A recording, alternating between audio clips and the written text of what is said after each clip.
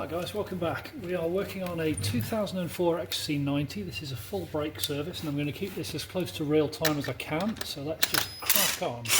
I have already loosened these off, so I can just pop them off with an impact.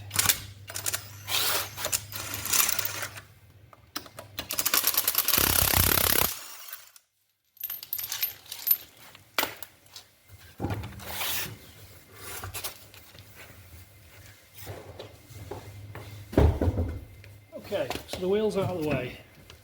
This rotor, as you can see, is fairly scored. Big lip around the edge, no good at all. A few things we need to do to get this off.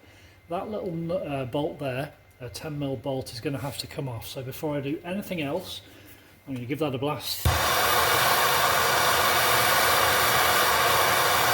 And a little taste of penetrating oil. Okay, so that can be working its magic whilst we crack on with the rest of the job. So looking at this from the top, we've got a caliper carrier bolt here and another one down here. They are both 18mm, I believe, so they need to come out and that will release the caliper carrier, which will allow us to remove the rotor. We'll do that in a minute. There are two other things to remove from the back that whilst we're servicing the brakes we might as well clean up.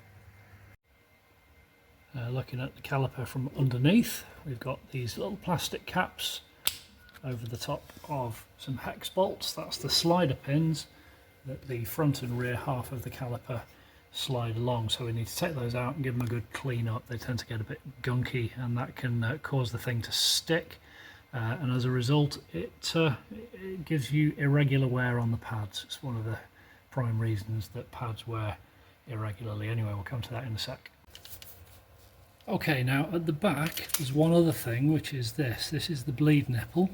So that's where we would take the rubber cap off the end and then loosen that. I believe that's 11mm on these. Let me just quickly check that. Yeah, that's an 11mm. Now again, as with other things on this particular vehicle, there is a very real risk that that might be seized up. So we're going to give that a liberal spray of some penetrating oil well in advance of needing to use it.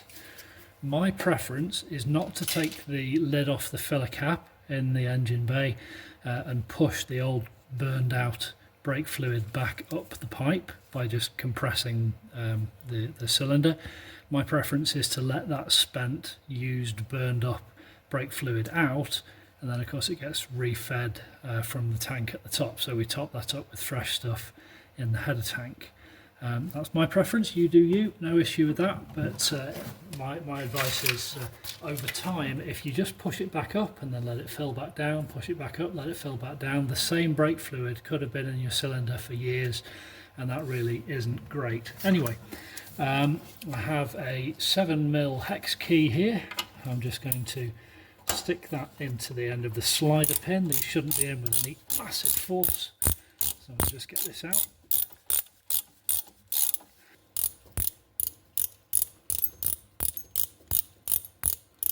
Now you can see how much gunk has built up on this. That should now come out. You see all that black slime? That's actually rubber that's come from the sleeve in which it sits, and that can cause it to bind. So real quickly, before we do anything else, we're going to take both of these out and clean them up. I'll show you how to do that in a sec.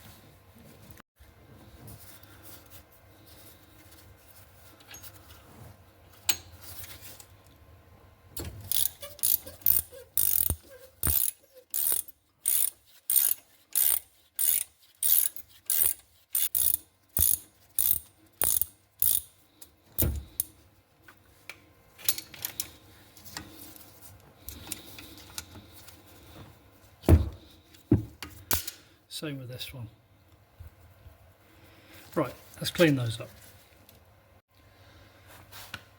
Okay, so I'm going to use some Silvo, or any metal cleaner will do really, to get these done. Not going to use a lot of force to do this, but I am going to use mechanical advantage. I'm going to speed things up, so I'm just going to, you'll notice the ends here aren't particularly grizzly. We'll just stick that into a drill. Just gently hold that, you don't want to mark it at all. And then I'm just going to use some of this lint wadding here just to clean this up.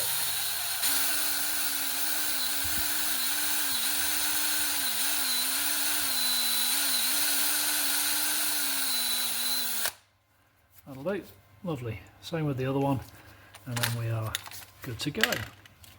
The long one goes at the top, by the way. They are different sizes.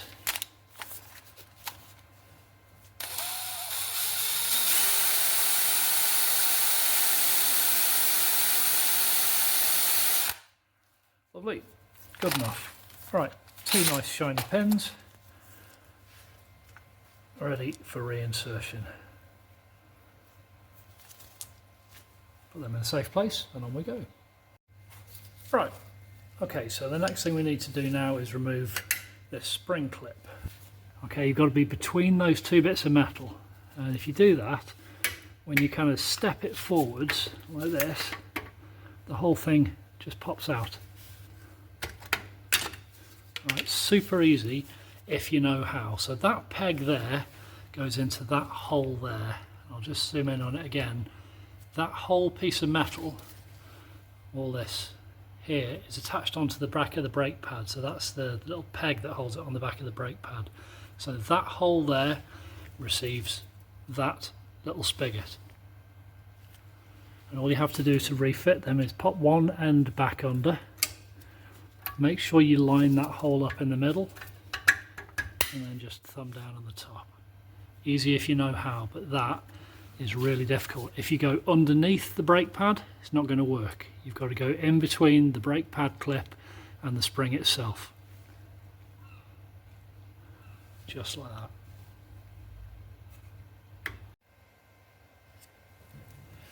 Now what I'm going to do here is I'm going to use an 11mm. Remember, we've already taken the bleed nipple here and given it some penetrating oil, so I'm just going to crack that and just loosen that off. Okay, just to finger tight. Be super careful with these. If it doesn't want to come, give it some more oil. Alright, so that's now dripping. So what I'm going to do while that's dripping is I'm going to stick a screwdriver in here, in between the old pad and the old disc. I mean, this disc is warped and scored, badly scored, so this isn't going to matter any. And I am just prising that all the way back. If you wanted to preserve the pad and reuse it, of course you couldn't do this, you'd have to use a rewind tool. Right, and with that done, I'm just going to nip that back up. So I've squirted out all the old crap, loosened everything off, and now that just lifts off, the old pad pops out. You can see here how badly scored up that is. That's not a great pad, it's got to go. So the cylinder here is wound all the way back in, which is nice. So this is done. I can hang that up, and I've just got an old bent coat hanger here just to support that as it goes. Right. So next up is the caliper carrier. This needs to come off in order that we can remove the disc. So there are two bolts, easier to see them now, one here and one here. And I'll just remove those. Now these are 18 mils, so they will be held on with thread lock. So if you can't give them a blast of heat, this might be a little bit tricky. Just bully them. I'm going to put a wire brush over this before I stick it all back together, but you can see what's going on. Oh, just to show you as well, the front, this here is how the pads slide forwards and backwards. So we're going to put a bit of copper grease on that surface there and on that surface down there, so that the outer pad is able to slide forwards and backwards in the joint. oftentimes these can get rusted up, and if that surface or that surface are rough, again you'll get uneven wear.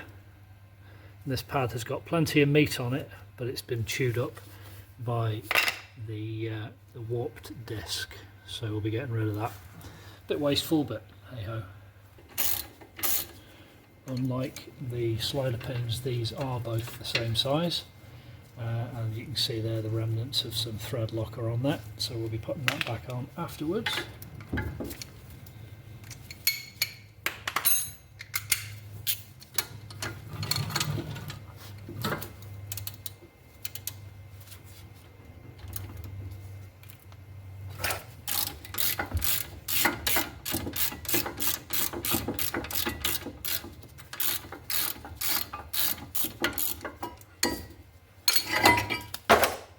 Caught that before it went into the slimy pool of doom. Right, so there is the caliper carrier. You can't get it back on the wrong way, but as I say, I'm going to be giving this a good liberal brushing and then coating with some copper grease in that groove there and that groove there. Very important to clean these up. The rest of the surfaces don't matter too much, but those are really important. Okay, new discs. There are 3 sizes of discs for Volvos on the P2 platform. You need to check, or get your local auto factories to check anyway, to make sure that you've got the right ones. Nice easy way to do that is to basically, or to check rather, is to put the old ones against the new ones. Now about 1.5 mm of the edge of these has been rusted away and come off over the years. These are quite old discs, but I can see that that's a good fit all the way around, so I am content. These are indeed the right discs to use. Now you'll notice that they're covered in a protective layer of oil, so I'm just going to use some brake cleaner here just to get rid of that oil, otherwise it'll screw up the pads.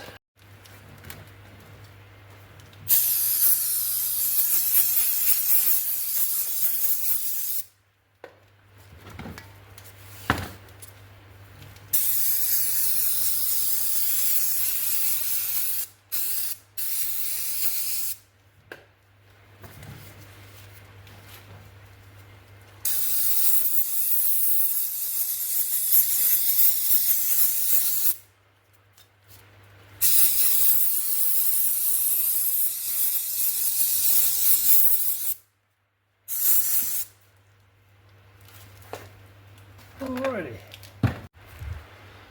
Okay, now as I mentioned before, that little hole there is not going to be suitable for holding the weight of this thing. It's a really heavy piece of kit. So what we're going to do is we're going to use some of the wheel lugs to position this.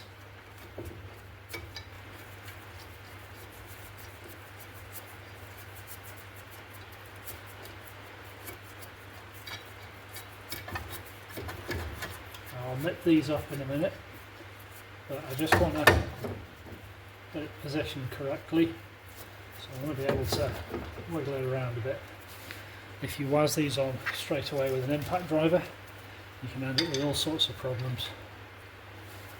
We want this to be absolutely central. Now these, with the V piece built into the shape of them, they are self-locating, so they do centralise automatically. However, it is easy to get them a little bit wrong. So nice and slowly, and we'll see that holds it in place.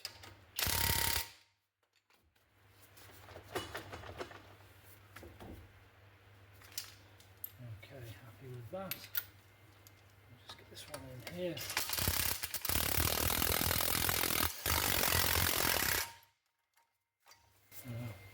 Okay, and now we can relocate a little 10mm bolt. There should be virtually no force on this as it's going back in. It really is just to hold it all together as you're reassembling. So now there's a 10. I'm just going to nip it up. No great force, they do shear, but that is good to go. And now with that back in place, I'll put my drip tray underneath it and just give it one more quick blast with the brake cleaner.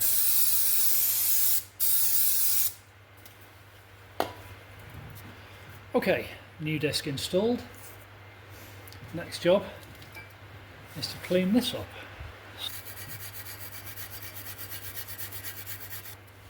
Alright, so that's nice and clean. Same on the other side. Right, good enough. I'm just going to clean up this bolt as well.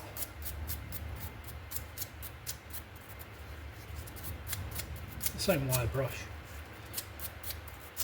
Don't need to go crazy with this stuff. It is super important to make sure that you do put the thread locker back on.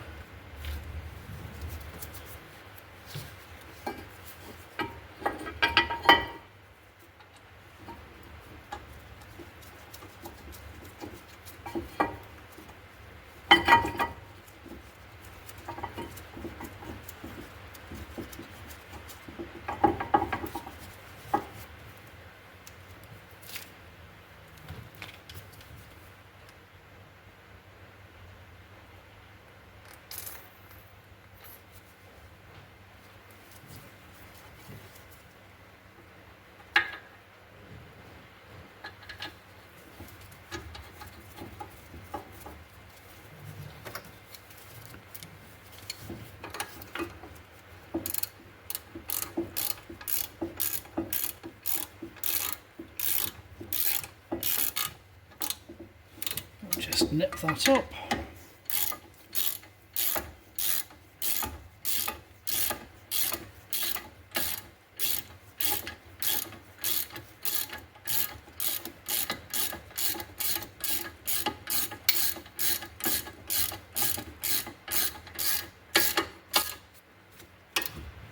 I'll torque those to spec right now. Okay, so using the Haynes manual and looking up the various different values, I can see here bracket bolts, the front caliper. For the XC90 it's a two-stage process. Stage 1 is 105 Newton meters, that's 77 foot-pounds, and then we're going to angle tighten a further 60 degrees, so 77 foot-pounds and 60 degrees. Okay, so 18mm socket, we're going to go 77 foot-pounds, and then we're going to go and finish it off with another 60 degrees.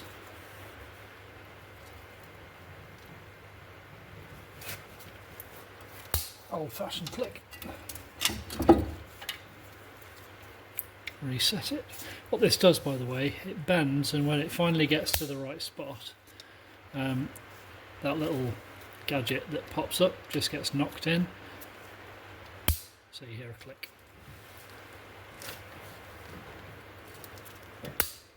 Okay, so now another 60 degrees.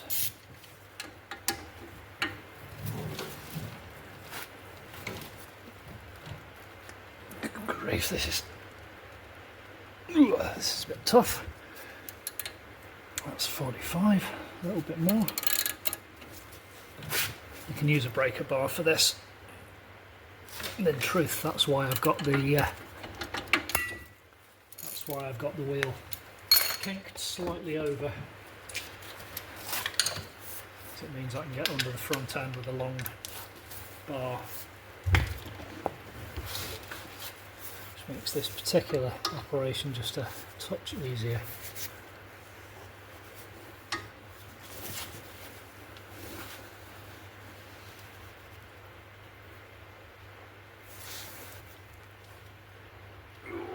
There we go. Chopped up. Okay.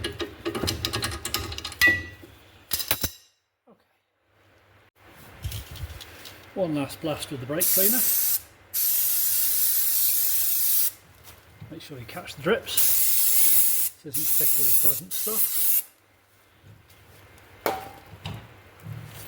And now whilst that is evaporating, I'm just going to use a little paintbrush. You can use whatever you've got, but I tend to use a paintbrush to apply the grease that we need onto these here channels. So here's a new set of pads. Break those open. Before I take them out of the plastic, I'm going to put a fresh pair of gloves on. This is a bit of a wasteful job when it comes to gloves, but it is definitely better to change a pair of gloves than to ruin a set of brake pads. Alright, so we've got two different types of pads here. This one goes into the cylinder, so that's the inner pad, that's going to sit just there. And this one has that notch in it that the spring located into, and that sits just there. Now the spring itself, when we reattach this later on, just be careful here, only to touch the outer edges. That spring is going to lock in place like that and hold everything nice and tight. Now you used to have to put copper grease on the back of these, but this has got a Kevlar pad on it to stop any squealing or vibrations, so it'll be okay there. So this one just lives there, and you can see now why it's so important to have all that copper grease, basically so that it can move freely. Okay, so just to show you what's going on here, the inner one that fits into the cylinder is located. The outer one that contains the little notch that the spring clips into, push through that hole there, and now we're in position to be able to relocate this onto the freshly greased caliper carrier. With the caliper carrier bolts all torqued up, we have just two remaining, and with these ones I'm going to use non-metallic grease. Doesn't really matter what non-metallic grease, but we want to give these a nice coat of grease to stop them from sticking to the rubber and to stop them from binding in future. Alright, so the big one goes at the top, little one at the bottom, they just wind back in, and I don't know if there is a torque setting for this one, I'll check in a second, but you don't have to go crazy with sticking these back in. And that's the little 7mm hex key that we used earlier to remove them.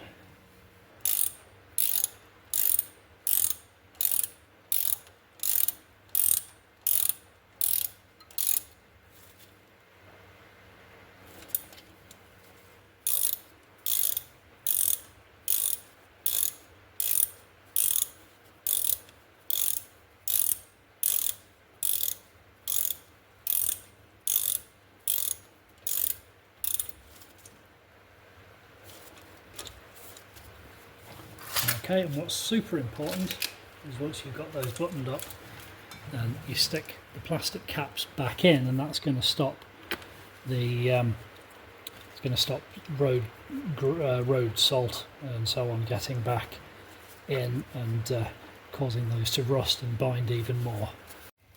Okay, last job, we're going to just take the spring clip and reinsert it. Remember that this little spigot here is going to go in that hole in the middle of that pad clip. So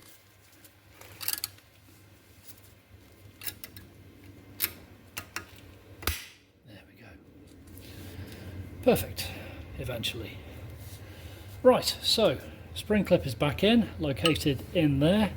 That piece of steel that you see, the shiny stuff, is the clip on the back of the new pad. It's been bled. Rubber caliper, the rubber grommet is back on top of the end of the bleed nipple. The rubber caps, plastic caps rather, are back in the end of the rubber sleeves that hold the slider pins. Caliper bolts, the carrier bolts, were torqued back up to spec and then angled. We're good to go. So I'm going to take these bolts out, stick the wheel back on this side, do the other side. You always do these in pairs, and that's us. So you can do this, anyone can do this, you just got to be careful, take your time, and really you need minimal tools, so any multi-socket set will get you by for this particular job. So there you go, hope that's been useful, take it easy, I will see you next time, cheers.